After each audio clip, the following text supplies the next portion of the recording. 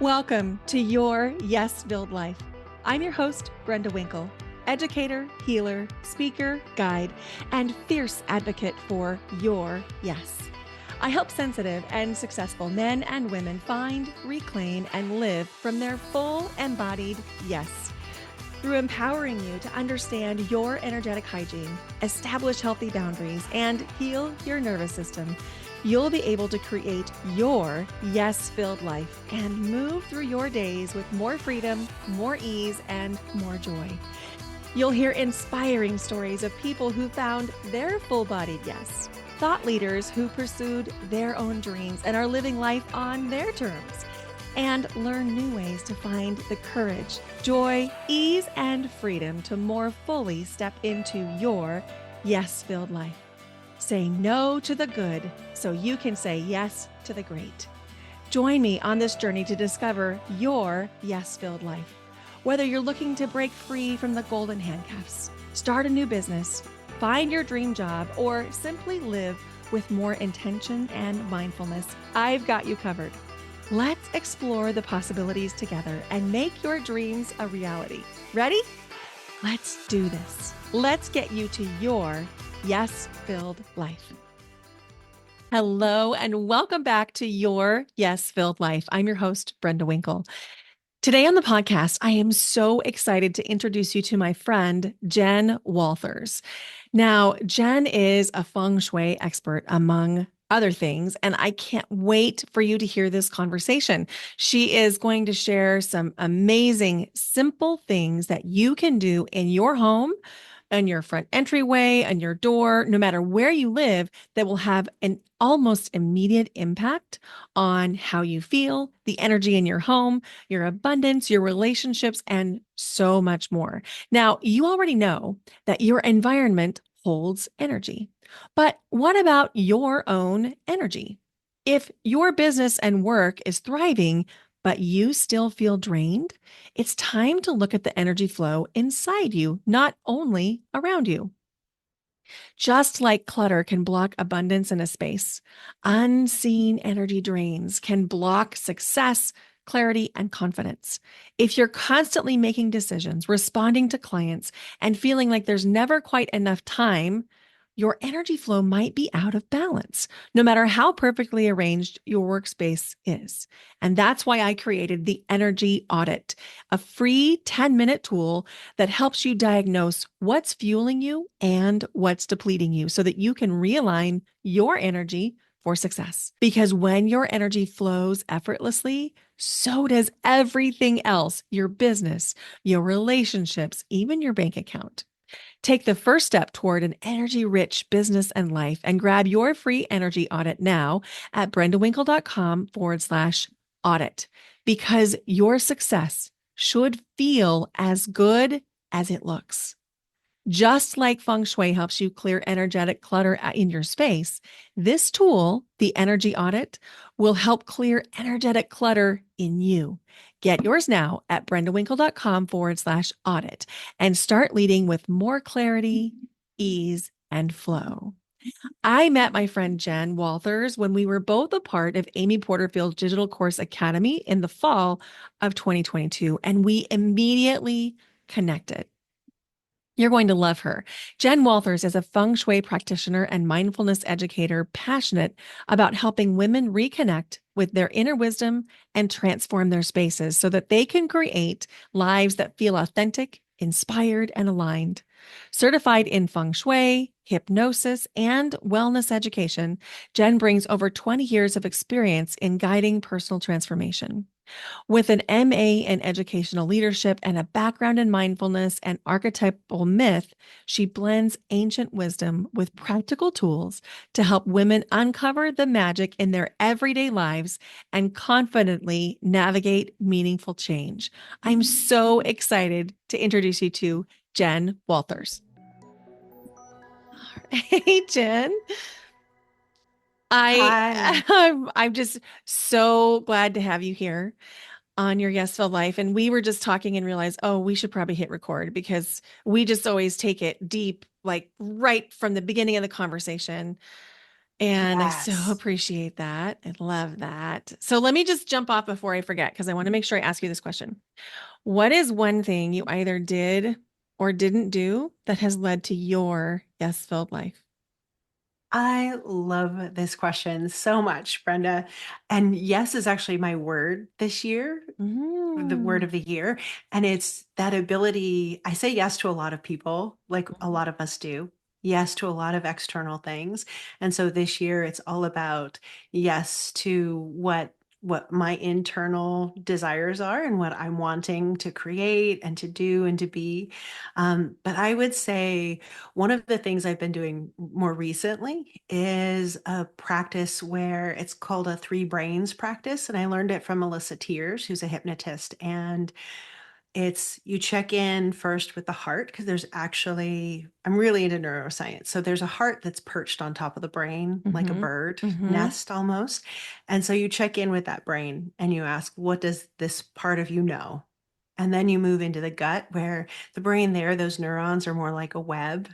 And so you check in with that part of yourself and like, what is the wisdom here for me? What do I know here? And then we move up into the brain that's in our skulls that we can check in and see, well, what is this brain? What does this part of me know to be true or know to be a yes? And because yes requires a no a lot of the time. That's right. So what do these three brains know that either help me figure out, is this a yes or is this a no? I love this. So I have different language around it. But yes, exactly the same thing. Checking in with what I call the emotional body, which is the heart, the intuitive body, which is the gut, and then the mental field, which is the brain. And so, yes, I love this because they all have different information. They all work at different speeds. And a Mm. lot of times the knowing of one might be different from the knowing of something else. Like what I know in my mental field is very often different from what I know in my heart or my gut. I love that. And I actually really love the language that you use around that, Brenda. I think that that's so beautiful to think about that as terms of fields of energy. As somebody who practices Feng Shui, that idea of place and that field of energy really speaks to me. So I love your languaging around it. I think that's Mm. beautiful. It just speaks to me. Oh, I love that. So before we hit record, we were talking about the relationship that we had each had with a parent. We both lost a parent in the last couple of years, and in how we're navigating the after of Yes. that.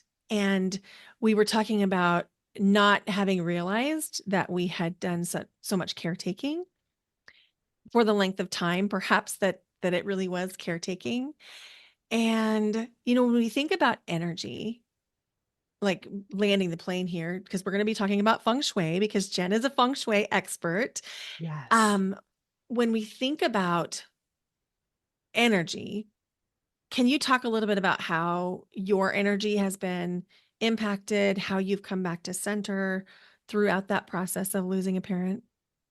Definitely. I think what was so intriguing to me is I hadn't realized how much of my energy had been wrapped around the margins of my mom is who passed away. And so she'd been sick for quite some time, for 30 years. And so that was 30 years, all of my adulthood, that my identity and my energy had basically been filling in the gaps, Hmm. if you will.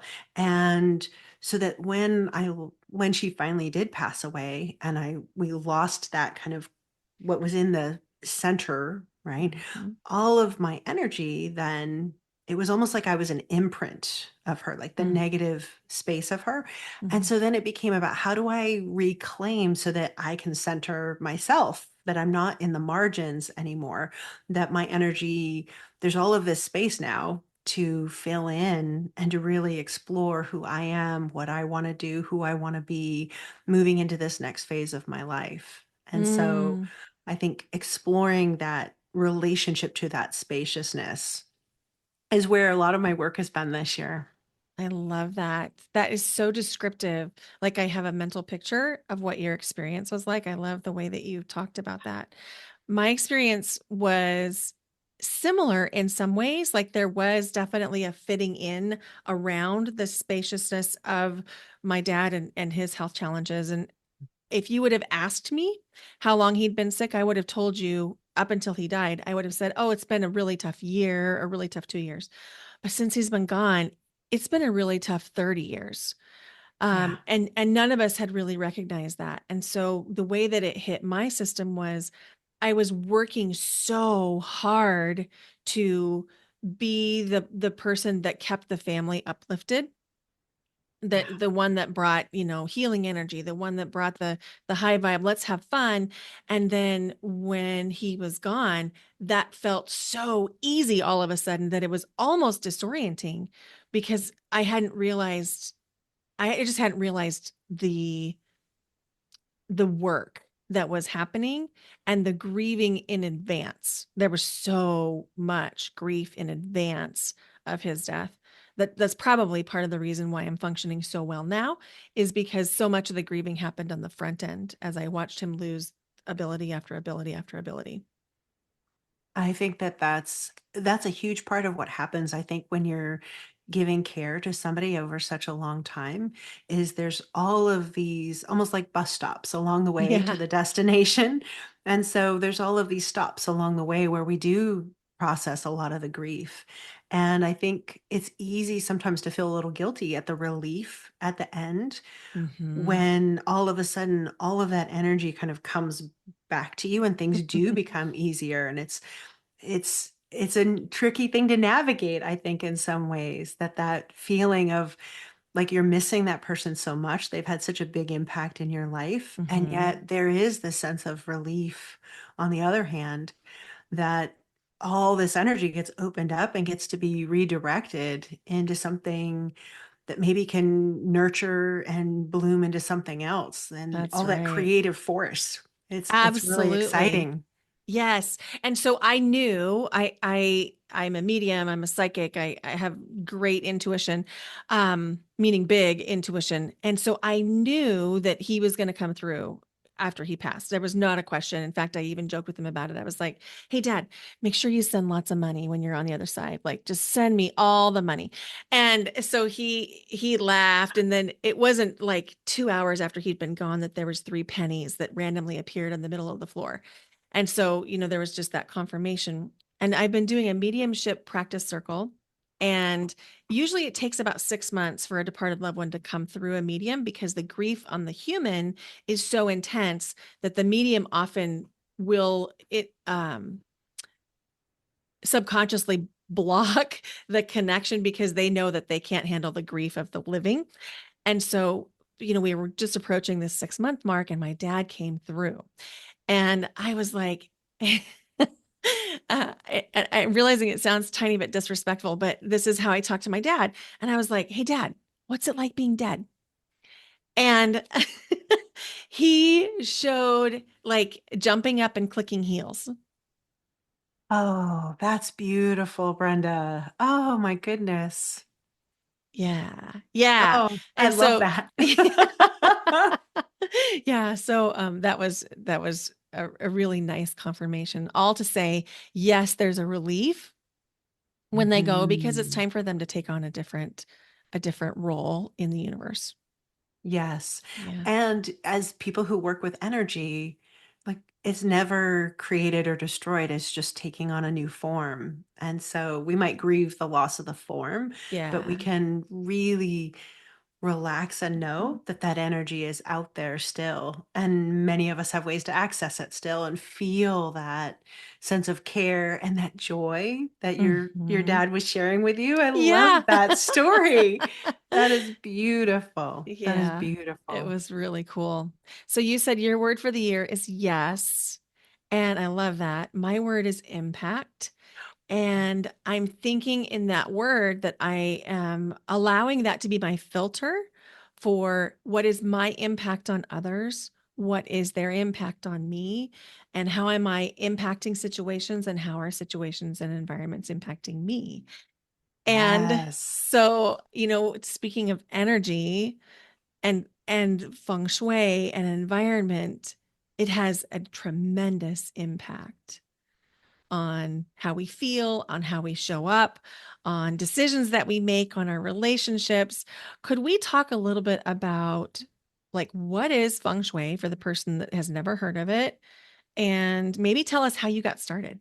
Yes. Okay. So Feng Shui is actually this 5,000-year-old practice of basically mindfulness. It's observation of, and in the beginning, it was observation by agrarian people who were living deeply tied to nature. And so that ability to notice and to pay attention and be mindful of the environment was life or death, whether you were going to thrive or whether life was going to be very difficult. And so through their observations, they noticed that there are certain patterns in nature. And feng shui is really about taking those patterns that they recognized and using those same patterns in symbolic ways to shape I like to think of it as like kind of flavoring, adding the flavor to the Mm-hmm. energy that we live with. Mm-hmm. And so, how did I get into feng shui? Actually, was really interesting. I moved a lot growing up, and once I was 19 and I was in my own space away in college, it was really the first time I got to decide what my space was going to feel like and what it was going to be like all on my own. And it was when feng shui first came to the United States in the late 80s, early 90s. It was a Tibetan model that had Mm. come originally. And so just like learning that the things that I surrounded by myself with, that all of these were metaphors and symbols that were speaking to me, and learning how to kind of play with that in a playful way, that it just felt really good. And I've used it ever since. I mean, I'm gonna be 52, so it's been a long time since I was 19. It's been Mm. something that has really, we all have these practices, I think, that come into our life at the right place and the right time, that Mm-hmm. synchronicity. And so feng shui was one of those practices that just came into my life at the right place and the right time, and has been a companion this whole time in a way that I really love this practice because of how it does speak to my own energy and my sense of that intimate, there's an intimate relationship that we have with our space. I know that breath work is a big part of what you do. And if we think about what we're doing when we're doing breath work, it's this energy exchange between us and our space. That's right. Oh, And I so love this. we're breathing in and we're receiving, Hmm. and then we're exhaling and we're giving. And there's just this there's not many things we actually draw into ourselves, the energy of like our food and other things, but we are actually, through the breath, we're drawing in the flavor, the energy, the kind of the secret sauce of the space around us. And so I think that there's an intimacy there that really is meaningful to me. I love this. And I'm reminded why I love you so much because you just connect this like in a way that speaks to me. I just feel in my body like the whole chill bumps. I've heard it called blood lightning or, the like, oh, yeah, me too. I just love the connection that you have toward honoring the history, honoring nature, honoring yourself and recognizing the relationship, the reciprocity that we have with our environments. Oh, and by the way, I'm turning 52 this year too. Happy birthday! Happy birthday to you. I love it. It's a good year to turn 52. Are you an ox then? I must be. You're the Yeah, I ox? think I'm. Yeah, you're the ox. Yes. 1973. I was Yes. born in February after the Lunar New Year. So yes, I After the must. Lunar New Year, then you are an ox. Oh, that's exciting. That's Yes, exciting. it's a good year Oh, for us. It's a 9 year. it is year of completion. It's beautiful. It's a beautiful year. Yes. And Yeah. as an ox, a little bit of green. So the plants are going to be fantastic for you. So, So yes, good. Thank you. Thank you. My definitely. shirt does not look green in the can, or at least it doesn't look green on mine, but it's a green sweater. It's Oh, like that's emerald green. perfect. Yeah, That's perfect. Yes. That can be our signature color this year, would that's be right. Be green. Yeah. Yes. The sound is changing in my office, and I apologize if anyone heard like a dog drinking from a bowl. It was my dog drinking from a bowl, and the repetitive rhythmic thing was his bully stick. And I brought him in here thinking it would be quieter, and that has not been true. So my apologies. The cool thing about having pets around, though, is they do have such great energy. In Feng Shui, we call it qi. You might think of energy as prana, depending on your own practices. But pets that are well cared for and happy with their bowl of water and their chew actually really bring in such great qi. And so Mm. having a well cared for pet and a happy pet is really uplifting to your own personal energies. I actually love that you've got your dog there with you. I think that's Oh, fantastic. thank you. Thank you. So you came into a container of mine. It was called Yes Academy at the time. It's since shifted and morphed, and now it's become your Yes Filled Life. But you were teaching about the yin and the yang, about like the action, the energy being really vibrant or maybe more restful. And I asked you a question not related necessarily to that at the end of that time, and it was about clutter. And at the time, I was living in a townhouse almost identical to the one I'm in now, with a great big island, and I couldn't keep it clean. I Mm. just kept like putting stuff there. And it was your conversation with me that made me think, oh, it's the energy that's moving too quickly in the space. So I'm subconsciously trying to slow it down with clutter. And you suggested that I create an adjustment by using red tape on the stairs. And just wanted to tell you, when I moved into this place, I immediately put the red tape, and it's a game changer. That red, it's for those of you listening, it's red washi tape. And I want you to think of it like a stop sign. So Mhm. we use red in feng shui either to energize and activate and say, yes, please, or we use it like a stop sign to say, no, thank you. And so when we use that red washi tape along stairs, energy moving through it moves through the air like wind and water. That's what feng shui means. And so it has a current to it. And if it's rushing, we can use that washi tape. You can even think about a staircase being like a waterfall, right? Mhm. So Mhm. that air is coming down and just a little bit of washi tape there along that bottom step. Is that where you put yours? Mhm. Yeah, on the Fantastic. so I'm in a three-story townhouse. And so I Yes. put some at the bottom step as you walk in the door, and then at the bottom step again in the second level. And so I've noticed that I'm able, like, literally it has an impact on how clean I can keep my house. Yes.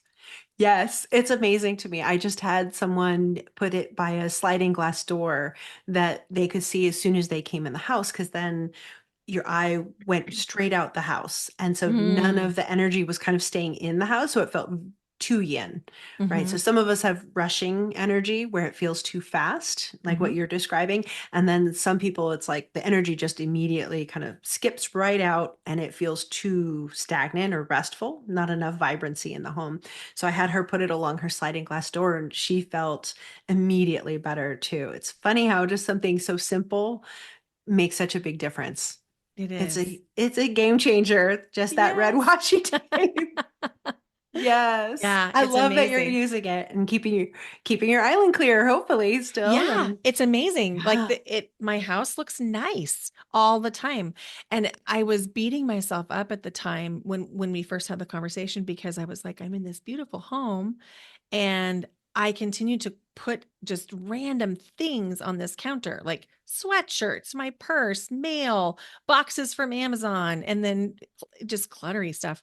And that's just Yeah. not the case anymore. Oh, I love that, Brenda. I love that you're taking care of yourself through taking care of your space that way. I think that that's beautiful. Are That's there fantastic. Thank you. Are there some common things that you hear from clients that we could talk about for the listener that might be like, well, I want to put some feng shui in my home. What are some things they might be able to start with? I think I always like to start with the front door. because thinking about where does energy really enter our homes, it's going to come through the doors and the windows. And so if we tend to the front door, often we can shift the quality of what's coming into the house. I like to sweep the front door. I even clean my door with a little bit of orange essential oil because that citrus has a more vibrant scent to it. So Mm-hmm. again, like I'm flavoring that energy that's coming into the house. So when I sweep, it's like exfoliating or dry brushing. If you're somebody who does that regularly, we're dry brushing the energy, we're exfoliating the stale away. So Mm-hmm. when I work with someone, I often ask them to do that for 9 days straight. Go out, sweep that front step for 9 days straight. Clean the door with some essential oil. If you have bells or chimes, it can be really nice to change the sound around your entryway each day for that 9 days. And then where the energy lands when it first comes into your house is really important because again, it's another opportunity to add a little bit of like seasoning to that energy that flows in. So having something you really love in your front entryway is going to basically flavor, I think is a good way to think about it, the energy that's going to move into the rest of the home. And so that might be you keep beautiful flowers there or a beautiful piece of art, but sometimes people get hung up in feng shui that they think it has to be a specific thing that feng shui, like it doesn't have to look like a feng shui store, right? It doesn't have to Right. be it. What's more important to me is that it be something you love because that's going to lift your energy. That's going to lift your chi when you come home. And so that Mm-hmm. I think working in that entryway can be a really great place to start. I love that. So as we're recording, it's, the end of January. Lunar New Year is 2 days away. So I've got my little things laid out. I'm going to be doing my 9 bowls on the dining room table, and I have a little ritual that I'll be doing at the front door, but I'm going to incorporate this 9 day and orange essential oils. Like literally cannot wait to get that started.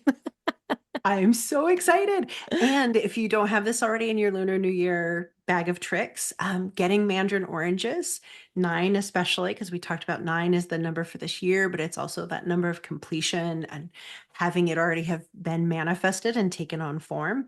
So 9 mandarin oranges, and I stand outside with my family and we bowl them into the house. And again, it's that gold coming in, like gold coins almost coming in, that citrus, like really uplifting energy. And so you can do it anytime. So if you were listening to this and it's not Lunar New Year anymore, don't worry, you can do this now. But it's one of my favorite Lunar New Year things that I wake up Lunar New Year and before we leave the house, we all go outside and we bowl in mandarin oranges to make sure that our life is sweet in the following year. Oh, I love that. I love that. I love that. So, if somebody has a different kind of entryway, let's say an apartment, or in my case, I'm coming into a little entryway, heading up a staircase, and then I come into the main space. How do we navigate those different kinds of entryways? Definitely. I think if you have the staircase at the bottom and then you come up to actually enter your living space, I would take that as like the universe wants me to do it twice, right? I have Mm. two opportunities to bring this energy in and up. So I would bowl those mandarin oranges at the front door and tend to that front door mouth of chi.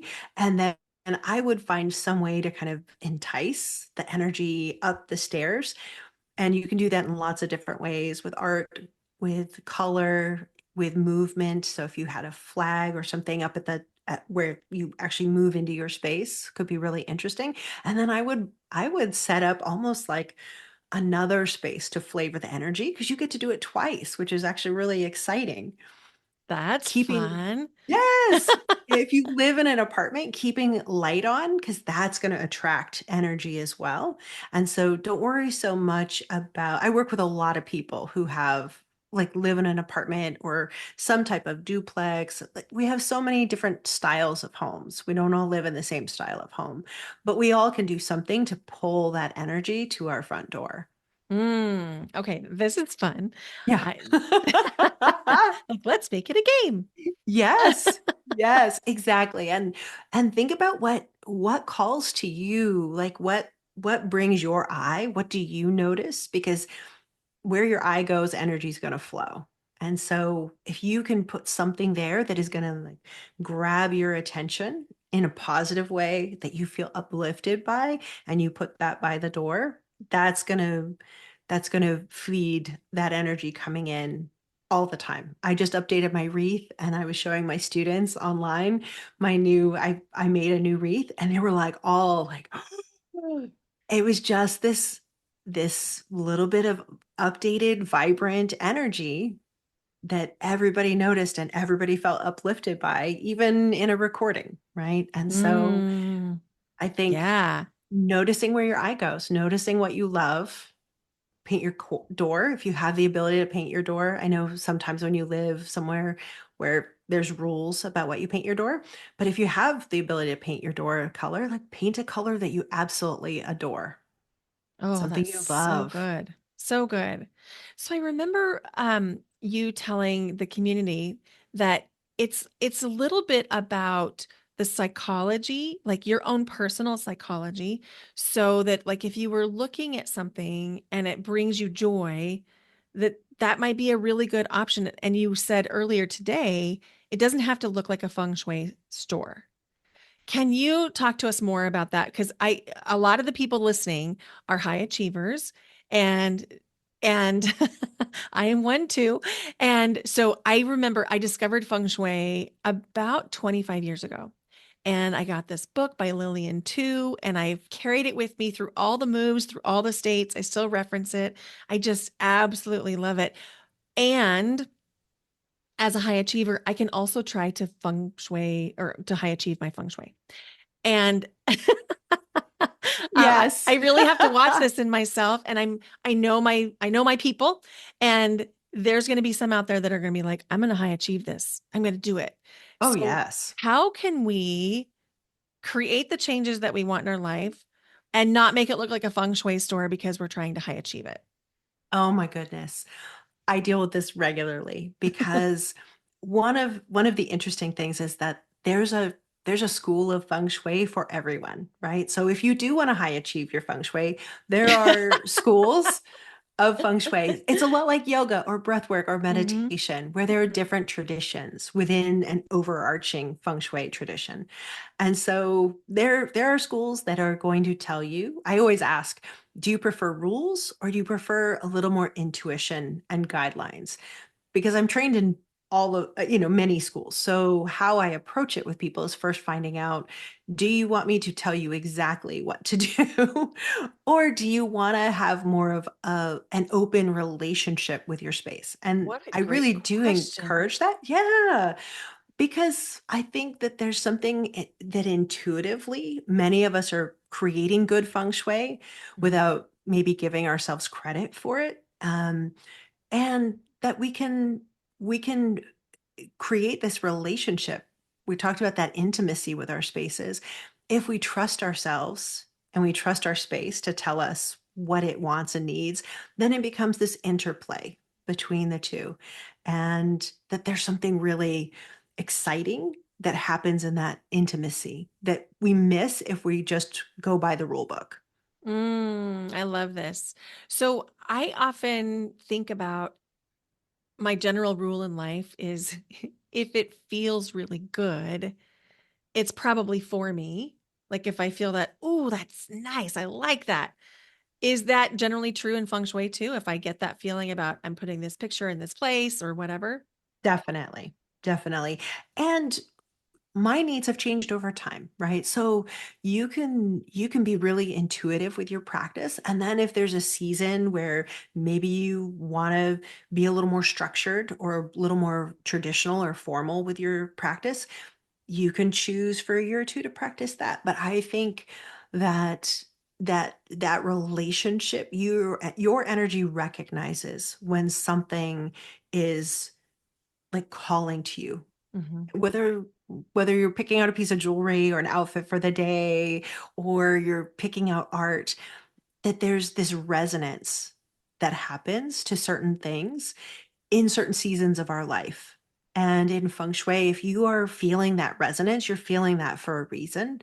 That the energy of you and that object or that space like you're meant to be together and kind of impact each other, that interplay again, that intimacy. And because our spaces can act as a mirror for how we're feeling on the inside, we were talking about that psychology, Hmm. that we can attune to certain objects. And so it can be a really powerful way. Like if we do love something and it feels abundant, or it feels loving, or it feels respectful, or it feels like it makes boundaries possible, that we can use that to attune our energy to that. And then we don't have to work so hard. We don't have to work Mm. so hard at abundance. We don't have to work so hard at being visible or asking to be recognized. That we can create touchstones for that in our environment and attune to those touchstones. And it creates a little bit more ease and openness in our growing, like as we're trying to grow and expand into these qualities. Like my whole system is like, it just feels like, yes, it feels like truth. It feels also so much easier than thinking about, do I have to get it perfect? Do I have to do this specific picture of these specific people or something like that? I just like, oh, I can trust a little bit in my own Yes. knowing. That feels really good. Definitely. I think trusting ourselves is such a huge part of the journey, right? Like learning how to move from like that parent relationship where we're kind of told what we're supposed to do, Hmm. and just developing that trust in ourselves over time is such a huge part of our journey of development and really becoming who we're meant to be in our lives and standing kind of autonomy and our agency. And I think that feng shui can be a tool for that. And if you need support with that, often I'll start with something like the directions, east, north, south, west, to help people. And then we move it, because some people it's hard to just step right into trusting your intuition Yes, it and is. to being, I mean, that's the work you do, right? Is helping people say yes Hmm. and recognizing what a yes feels like, what a yes is in their for their themselves, in their own bodies, in their own knowing. And so I think that that same thing happens with feng shui, that we can start with a container that feels a little more supportive and maybe more rules than guidelines, and then we kind of open up, we peel it open as you start to feel safer and you trust yourself more, that there's some really exciting things that come out of that process, but it can be scaffolded in the beginning, I think. I love that. I love that. So I want to make sure that people know how they can connect with you. Where can they reach out to you and ask you questions and book sessions and learn more about feng shui? Definitely. So I post pretty regularly on Instagram. So Instagram is always a great place. I'm at Jen Walthers is my name there. And then I also have my website and email if you want to reach out to me there. I love hearing from people and getting to have conversations like this beautiful conversation with you today, Brenda. So I'm always available via email or through, you can contact me through my website as well. Amazing. Amazing. So we talked about, for the person that just wants to make a couple of changes, they could do their door, they can bowl with the oranges or the mandarins. And we also talked about just like being aware of what makes you feel really good, what at eye level is lighting you up. Are there any things that we might want to avoid? Yes. Yes. I think often things come into style that aren't necessarily life affirming, if that makes sense, or Uh-huh. energy affirming. So all of the dried florals, those things can really kind of sap energy. And so if you love it, again, keep it because it's speaking to you, right? But if you want to try it out, maybe I just worked with a client who literally had those things everywhere. Like she had little vases of dried things Hmm. everywhere because that was her aesthetic, more of a boho style. And it was super cute. But she's trying to have a baby, she's trying to get Oh. pregnant. And Hmm. so all of that kind of like dry, like there's no life, there's no Mhm. juice left Mhm. in those things. And so she's moved those things out and is bringing more plants. Like you have a background here, like your office where you're working, a lot of vibrant energy because of those plants, Mhm. because of the crystals that you have set out. I know you've done this all very intentionally, Yes. but aren't we all lucky to be able to be in that space with you through Mm. through these recordings? So I get to experience the energy of that even just by seeing your office. Those plants and those stones have so much energy. So we want to avoid dead things. If we have plants that aren't feeling so well, we probably want to consider moving those out as well, because we want to have that uplifted energy. If the things are flavoring the soup of our life, we want to have like those flavorings be really adding something to our vitality, to our own energy, so that we're feeling really good. Oh my gosh, what a beautiful map you just created for people. If it's flavoring your life in a way that doesn't feel or taste good, so to speak, maybe it's time for it to move. Oh my Yes. God. Yes. That's so good. That's so good. So I hear people talk about three things. Um, Trying to find what they really want to do, like looking for that purpose, finding more abundance, and finding love. Oh, Are yes. there one simple thing for each that you could recommend to listeners? Definitely. Let's start with money because that one's always very easy. So set out, often we don't have any way to receive. And Mhm. so I want people who are looking to receive abundance to set out a bowl to receive abundance in, and maybe put something that you love in the bowl. So you have some beautiful crystals there. You could set out a bowl and put a couple of crystals. 9 is always a great number. 8 is a great number for wealth and abundance as well.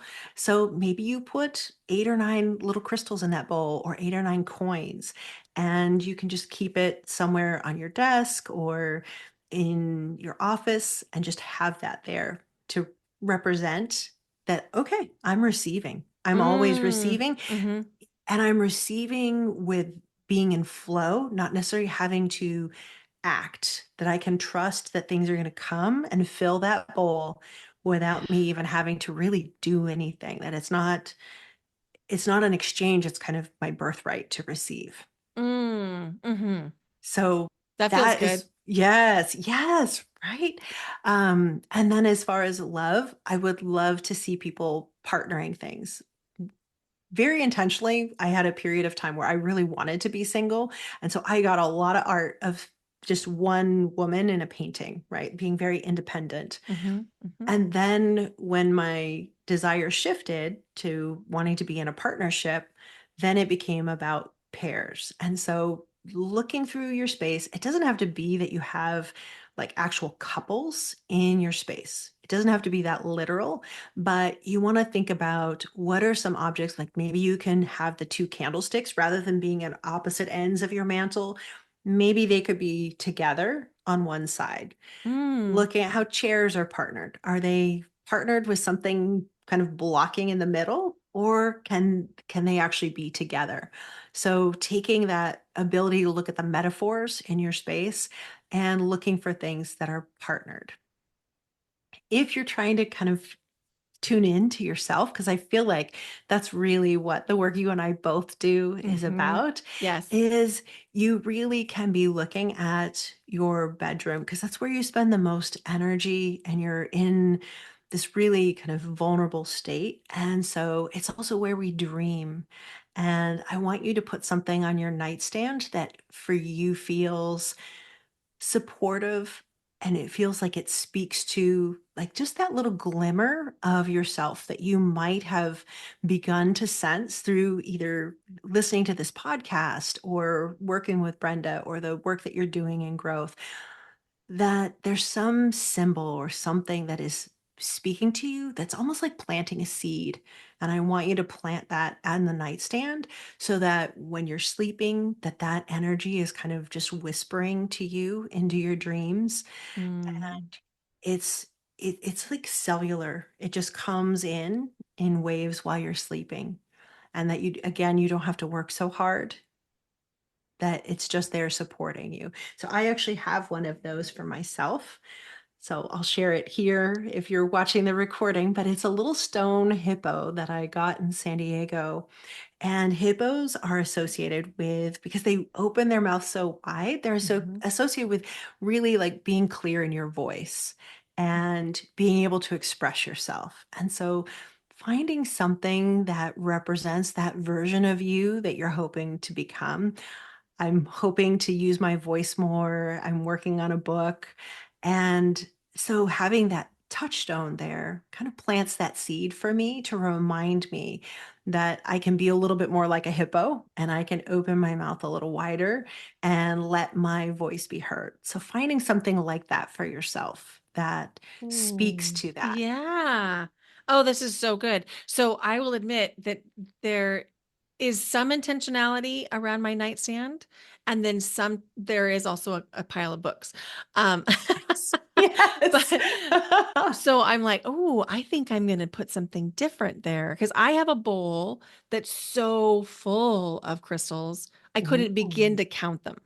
And I like to sleep with them because I just feel like, oh, it just feels good to Yes. have all the things. Yeah, it's a lot of energy because a lot of people will walk in the room, they're like, whoa, what's in that bowl? So I know it's a lot, and so am I, and I'm good with that. Um, I love that actually, Brenda. I love it. but I also have this little, it's over here. I can't reach it right now, but I could bring it and show you if you want. I have a Oh, I little, want to see it. okay, hold on. Yes.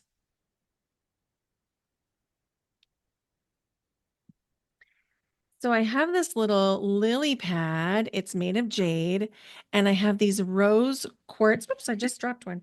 Rose quartz ducks. They're mandarin ducks. And Yes. to me, they represent partnership.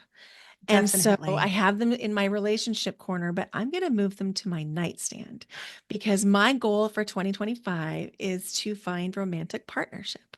Oh, I love that, Brenda. I love that.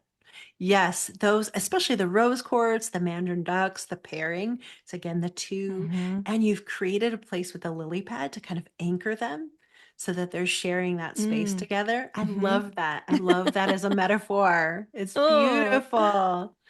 And what a thank fun you. touchstone to have there to, again, like just infusing your dreams with that energy. Hmm. And so that it just becomes, of course, there's a partner. Of course, there's, Yeah, of course. yes, Of course, my yes, divine counterpart just appeared.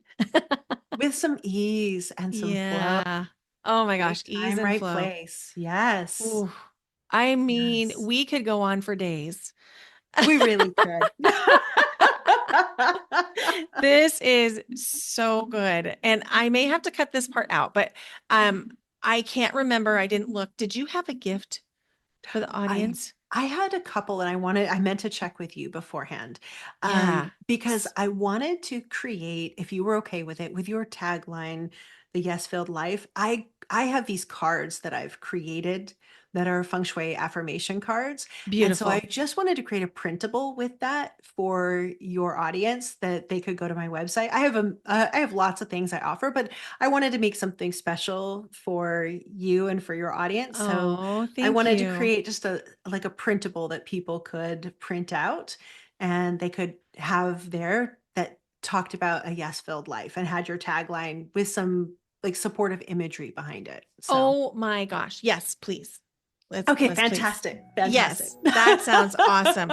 So I'll link that in the show notes. I knew you Great. had something. I apologize for I was so excited to No, see you. I just I was like, know. I'm I'm gonna so go see Jen. excited. Yes.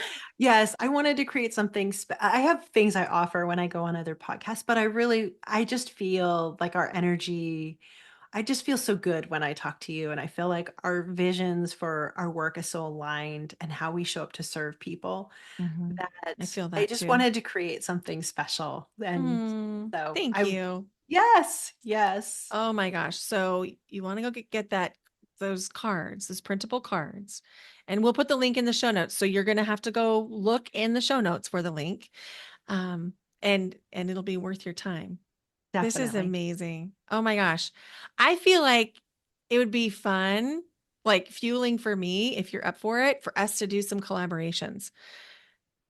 I am so in for it. Yes, I would Yes. love that. I would Okay. love that. All right. So Yes. we'll stop recording now and we'll dream into what those might be like.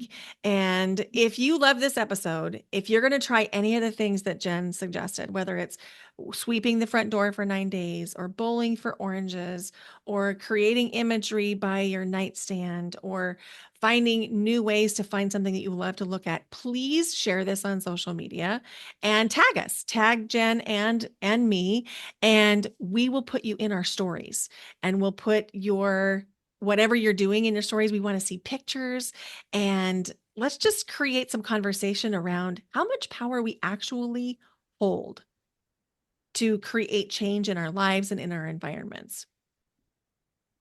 Yeah. Oh my goodness, Brenda. Yes. I just got goosebumps when you said that.